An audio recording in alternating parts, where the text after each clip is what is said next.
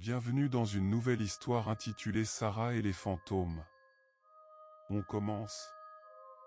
Dans un village isolé au fin fond du désert, vivait une femme nommée Zara. C'était une belle femme aux cheveux noirs et aux yeux perçants, qui vivait seule dans une petite maison à la périphérie du village. On disait que le village était habité par des fantômes, de puissants êtres surnaturels qui pouvaient prendre toutes les formes qu'ils voulaient. Les fantômes vivent dans le village depuis des générations et les villageois ont appris à vivre avec leurs étranges voisins, les craignant mais aussi respectant leurs forces. Mais quelque chose d'étrange se passait dans le village.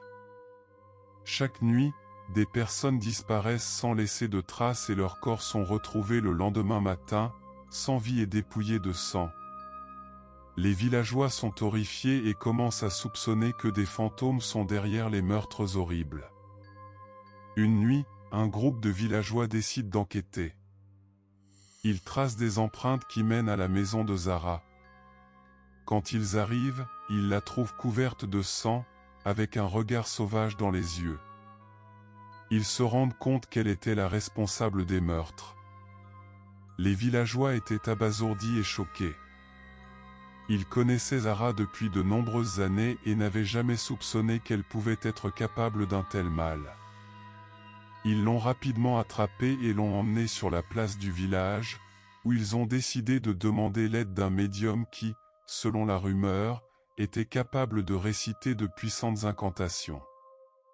Le psychiatre est arrivé et a examiné Zara. Elle a récité une incantation, et soudain, les yeux de Zara se sont révulsés dans sa tête, et elle a commencé à se convulser violemment. Quelques instants plus tard, elle tomba au sol, inconsciente. Les villageois ont regardé avec admiration une lumière brillante émaner du corps de Flower.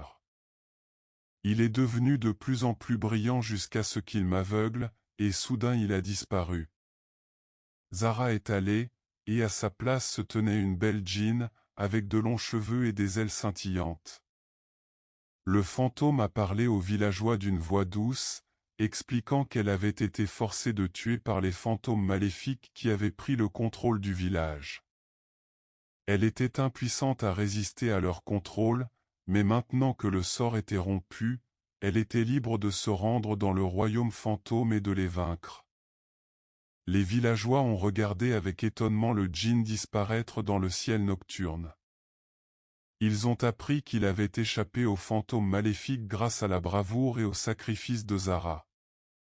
À partir de ce jour, ils n'ont jamais oublié les leçons qu'il avait apprises et se sont toujours souvenus de respecter le pouvoir du fantôme.